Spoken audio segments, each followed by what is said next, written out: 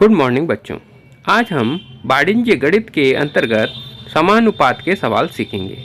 समानुपात से पहले हम अनुपात के बारे में जानते हैं। अनुपात समान प्रकार के दो संख्याओं के बीच के संबंध को कहते हैं। प्रायः इसे ए संबंध बी या ए अनुपात बी कहते हैं। अनुपात को दो बिंदुओं के द्वारा जो ऊपर और नीचे लगे होते हैं उनसे प्रदर्शित करते हैं। उदाहरण के लिए यदि दो पेड़ों की ऊंचाइयों का अनुपात 3:5 है तो उनकी लंबाई क्रमशः 3 और 5 के गुणांक में होगी। यदि पहले पेड़ की लंबाई 3 मीटर है तो दूसरे पेड़ की लंबाई 5 मीटर होगी। यदि पहले पेड़ की लंबाई 3 मीटर की जगह 6 मीटर होगी तो दूसरे पेड़ की लंबाई 5 मीटर की जगह 10 मीटर हो जाएगी। अब हम समानुपात के बारे में चर्चा करते हैं। दो अनुपातों की समता को समानुपात कहते हैं।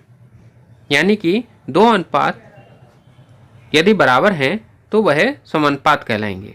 जैसे कि A/B बराबर हैं C/D के, तो ये क्या हुआ, समानुपात में है। इसे हम भिन्न रूप में भी प्रदर्शित कर सकते हैं। इसे हम लिख सकते हैं A/B बराबर है C/D के।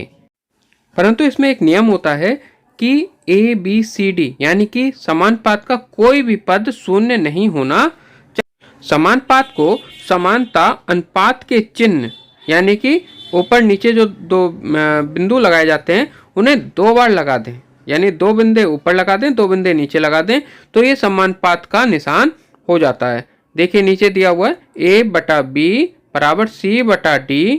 इसे हम लिख सकते हैं A/B और समानुपात C/D के।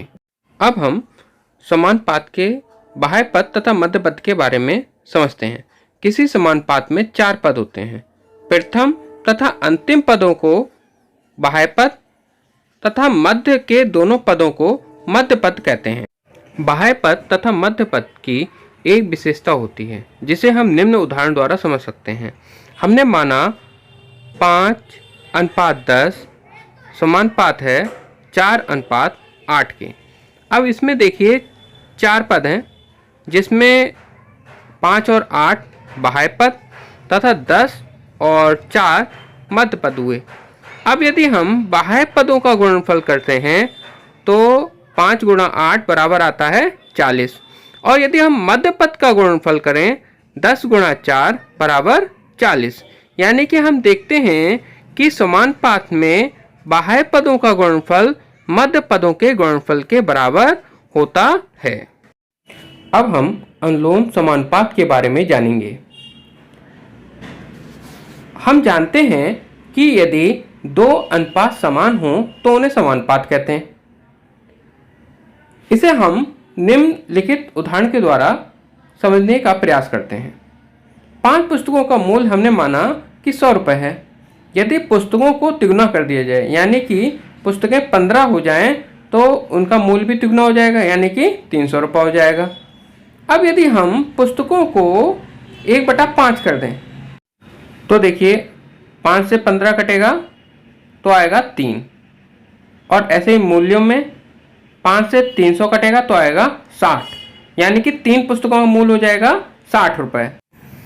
यह स्पष्ट है कि पुस्तकों की संख्या बढ़ने पर उसका कुल मूल्य भी उसी अनुपात में बढ़ जाता है जिस अनुपात में पुस्तकें बढ़ी हैं, और पुस्तकों की संख्या कम होती है तो उसका मूल्य भी उसी अनुपात में कम हो जाता है जिस अनुपात में पुस्तकें कम हुई हैं।